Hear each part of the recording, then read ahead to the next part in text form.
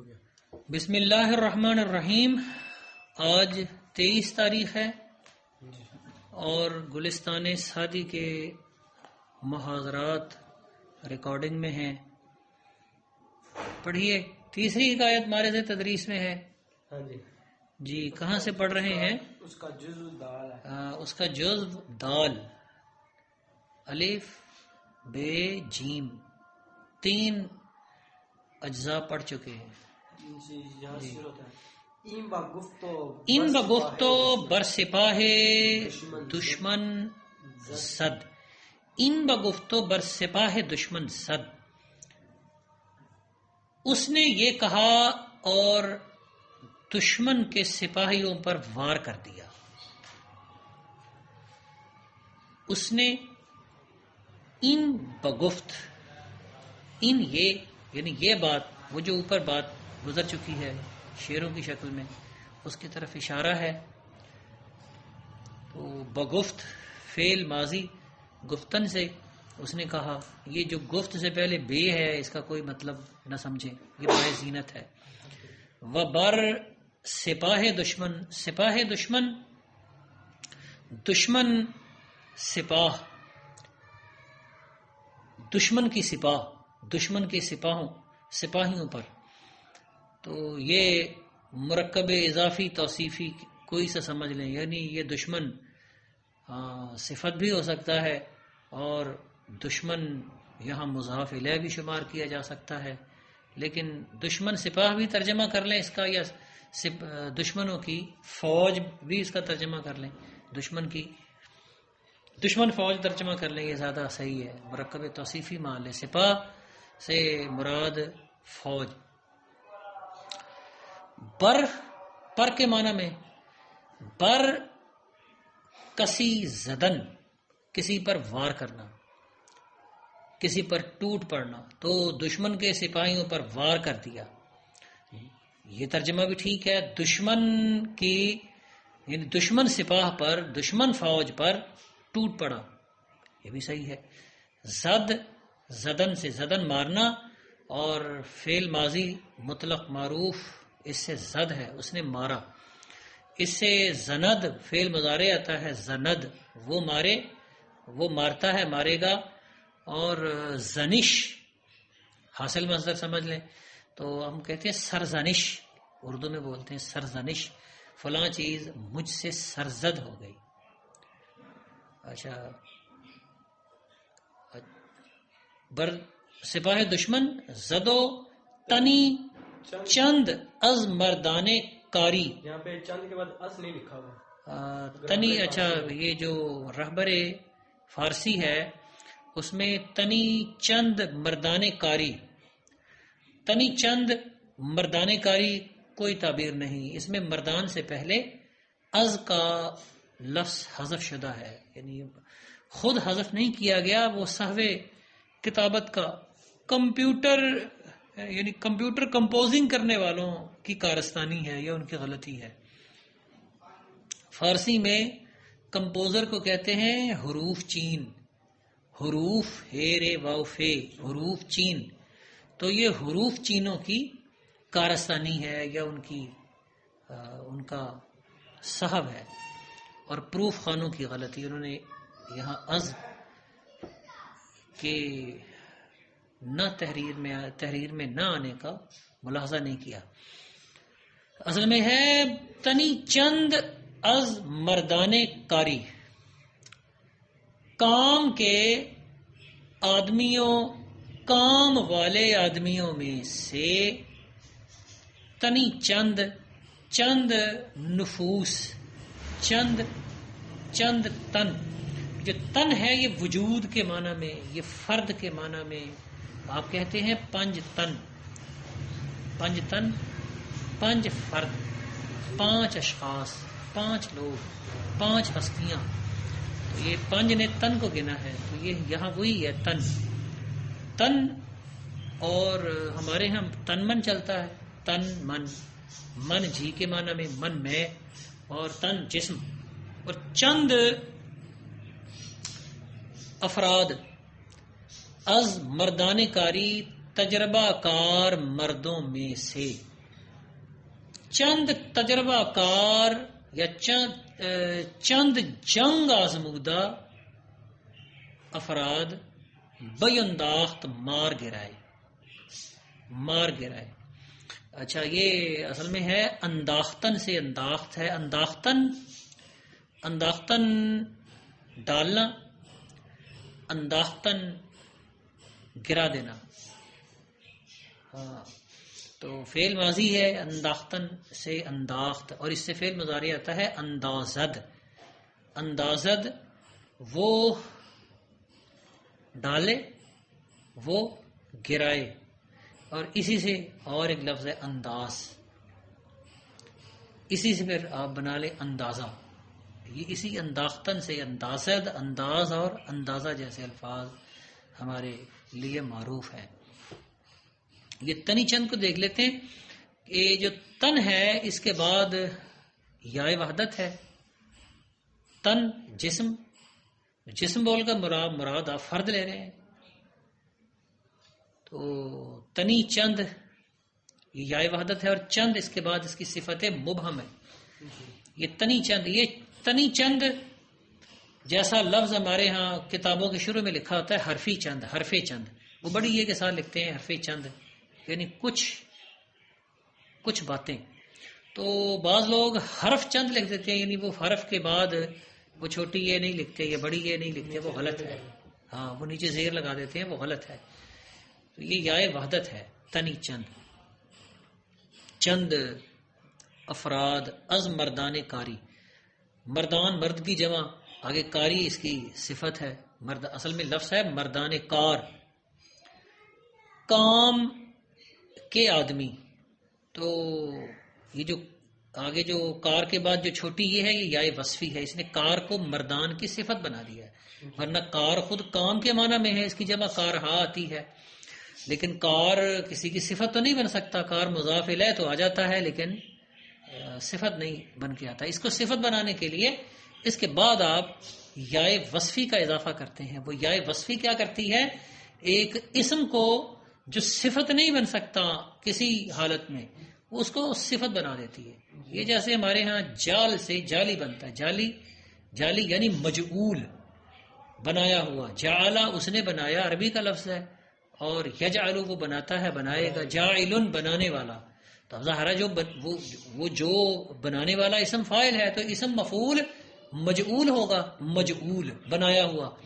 تو اب آپ کہتے ہیں جالی، تو جالی مجعول کے معنی میں ہے. جالی مجعول کے معنی میں. اب یہاں یہ جالی کے بعد جو چھوٹی یہ ہے، یہ میرے نزدیک یائے وصفی ہے، کیونکہ اس نے جال کو مفعول بنا کے یہ موصوف بنا دیا ہے کسی کا. اسی طرح آپ نقلی، منقول کی جگہ آپ نقلی استعمال کرتے ہیں. آپ کہتے ہیں کہ نقلی چیز، تو آپ چیزیں منقول کر لیں. منقول نقلی، ٹھیک. یہ نقلی نقل شدہ یعنی کسی اور جگہ سے ہو بہو تحریر شدہ چیز، وہ نقلی. یعنی یہ بات عقلی ہے یا نقلی ہے. یہ عقلی کو بھی ہم معقول کے معنی میں استعمال کرتے ہیں. عقل کے بعد چھوٹی یہ کا اضافہ کر لیتے ہیں، تو یہ چھوٹی یہ یائے وصفی ہے. یہ اصل میں معقول ہے. یعنی حدیث عقلیست، یہ بات اصل میں حدیث معقول است، معقول بات ہے، عقل میں آنے والی چیز ہے. یا ان حدیث نقلیست، یہ بات ان حدیث نقلیست، یہ بات نقلی حدیث ہے، یعنی حدیث منقول است. تو یہاں حدیث منقول میں منقول حدیث کی صفت ہے. تو یہ نقلی یہاں یائے وصفی کے طور پہ. آپ گلشن فارسی محفل کتاب ہے، اس میں جہاں انہوں نے کرم کتابی علامہ اقبال کی نظم کو، یعنی نظم والا لیسن ہے، وہاں انہوں نے یا کی مختلف قسمیں لکھی ہوئی ہیں. شنیدم شبی در کتب خانہ من بپروان می گفت کرم کتابی باوراق سینہ نشے من گرفتم بسیدی د امن سقی فاریابی، آخر تک علامہ اقبال کی اس نظم کو جب آپ گلشن فارسی میں دیکھیں گے تو وہاں انہوں نے یا کی مختلف اقسام بتائی ہیں. یا لیاقت ہے، یا وصفی ہے، اسی طرح یا مصدری بھی شاید وہاں کہیں لکھا ہوا ہے، یا نسبت ہے. تو میں نے کہیں اگر مجھے مل گئی تحریر تو میں نے کہیں نا یا کی کوئی 8-10 قسمیں کسی بچے کو لکھوائی ہوئی ہے اپنی طبیعت کے، یعنی اپنی ارتجالی انداز میں. بس وہ مرتجلن یعنی فی الودی آ گئی بات ذہن میں. اب وقت مختصر ہے، پھر کسی وقت بیان کی جائیں گی وہ قسمیں. تو تنی چند از مردان کاری، کچھ کار آزمودہ، یہ کار کو آپ کار آزمودہ سمجھ لیجئے، کاری کو کار آزمودہ یعنی جن کے کام کو آزمایا گیا ہے. جنگجو یعنی تجربہ کار، کچھ تجربہ کار افراد بی انداخت اس نے مار گرائے. آگے کیا لکھا ہے؟ اس کے بعد ہے چن پیش پدر آمد. چن جب، یہ لفظ اس سے پہلے کئی بار گزر چکا ہے، یہ حرف ظرف ہے. جب چن پیش پدر آمد، جب وہ باپ کے سامنے آیا. پیش کبھی آگے کے معنی میں استعمال ہوتا ہے، کبھی پہلے کے معنی میں استعمال ہوتا ہے، کبھی سامنے کے معنی میں. یہاں آپ جب باپ کے آگے آیا، جب باپ کے سامنے آیا، یہاں پیش پہلے کے معنی میں نہیں ہے. جب باپ کے آگے آیا، آگے یعنی جب باپ کے سامنے آیا. آمد آیا، آمدن سے آمدن آنا، آمد آیا، اسے آیت فعل مضارع. اچھا جب پیشے پدر آمد تو کیا کہا؟ پدر آمد زمین خدمت، زمین خدمت ببوسید، زمین خدمت ببوسید و گفت. یہاں پہ ببوسید کی جگہ اچھا انہوں نے رہبر فارسی والے نے یہ پیو سید لکھا ہے، یہ غلطی ہو گئی ہے، اصل میں ہے ببوسید. زمین خدمت کو چوما اور کہا، یہ یعنی آداب بجا لایا، انتہائی احترام سے آداب بجا لایا اور کہا. جھک کر آداب بجا لایا، نہایت ادب سے جھک کر کہا، یا جھک کر آداب بجا لایا اور کہا. یہ کوئی سا ترجمہ کر سکتے ہیں. اچھا یہاں جو بات قابل غور ہے جس سے سعدی نے ایک جملہ بنایا ہے وہ یہ ہے کہ پہلے کبھی بادشاہوں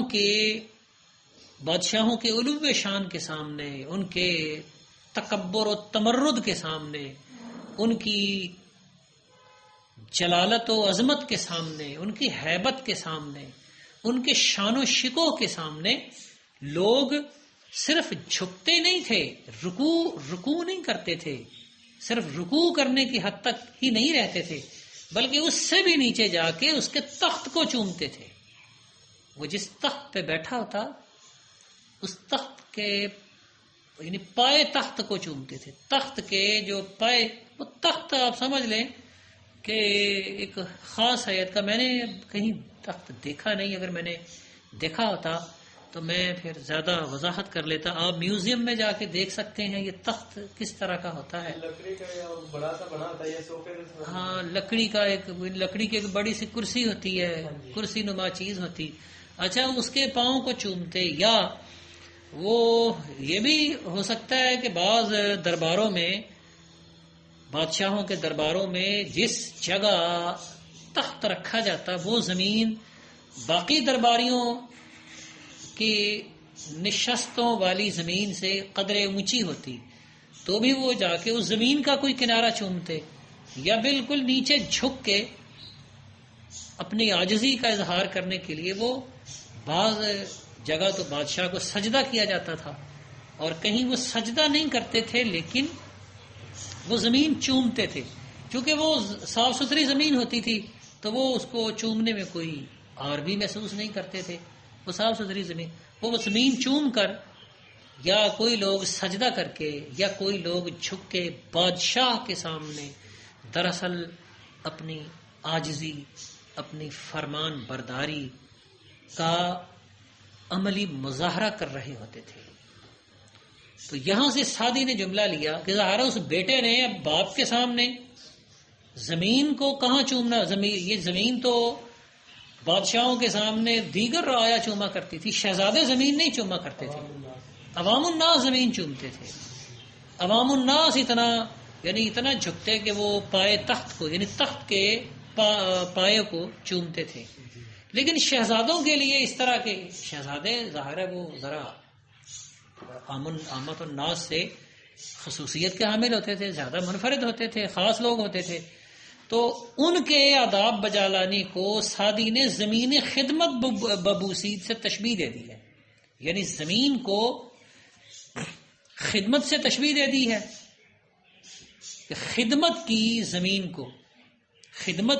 زمین کو چوما، یعنی ان کی خدمت میں بڑی محبت اور عاجزی کے ساتھ حاضر ہو گیا. ان کی خدمت میں، بادشاہ کی خدمت میں، یہ زیادہ اچھا ہے، بادشاہ کی خدمت میں محبت اور عاجزی کے ساتھ آداب بجا لایا، حاضر ہو گیا اور آداب بجا لایا. گفت زمین خدمت ببوسید، اس میں زمین خدمت مرکب اضافی ہے، لیکن مرکب اضافی تشبیہی ہے. یعنی مرکب آپ ایسا بھی بنا لیتے ہیں جس میں وہ ایک اسم دوسرے اسم کی طرف مضاف تو ہوتا ہی ہے، لیکن ایک ایسا مفہوم پیدا ہوتا ہے جس سے تشبیہ کا فائدہ مل رہا ہوتا ہے. ایک چیز کو دوسری شے کی مانند قرار دینے کا معنی و مفہوم نکل رہا ہوتا ہے. جیسے ہم کہتے ہیں علم نور علم، تو ہم نے کیا کیا ہے، علم کو نور سے تشبیہ دے کر مرکب تو اضافی تشبیہی بنا لیا. نور علم کا نور، ہم نے علم کو نور سے تشبیہ دی. اب یہاں مشبہ مشبہ کی طرف مضاف ہوا ہے. جس چیز کو تشبیہ دی جاتی ہے وہ مشبہ بھی شمار ہوتا ہے، اور جس چیز کو تشبیہ دی جاتی ہے وہ مشبہ، اور جس چیز کے ساتھ تشبیہ دی جاتی ہے وہ مشبہ بھی. پہلے میں یوں بیان کرنے والا تھا، جس چیز کے ساتھ تشبیہ دی جاتی ہے وہ مشبہ بھی، اور جس چیز کو تشبیہ دی جاتی ہے وہ مشبہ. تو نور علم میں نور مشبہ بھی ہے، اور علم کو چونکہ نور سے تشبیہ دی گئی ہے اس لیے علم صرف مشبہ ہے. اسی طرح زمین خدمت، تو اب کیا کیا گیا ہے کہ خدمت کو زمین سے تشبیہ دی گئی ہے. یعنی خدمت کی زمین، خدمت کو تو اب جو ہے نا وہ زمین مشبہ بھی ہے، اور خدمت یہ بالکل نور علم کی طرح زمین خدمت مشبہ ہے. تو خدمت میں عاجزی انکساری کے ساتھ آداب بجا لایا. بادشاہ کی خدمت میں عز و انکسار کے آداب بجا لایا. محبت و انکسار کے آداب بجا، محبت اور عاجزی کے آداب بجا لایا. ٹھیک، تو یہ اس کا صحیح ترجمہ ہے میرے خیال میں. اچھا، زمین خدمت ببوسید و گفت اور کہا. بند کرو، کتنا ٹائم ہو گیا؟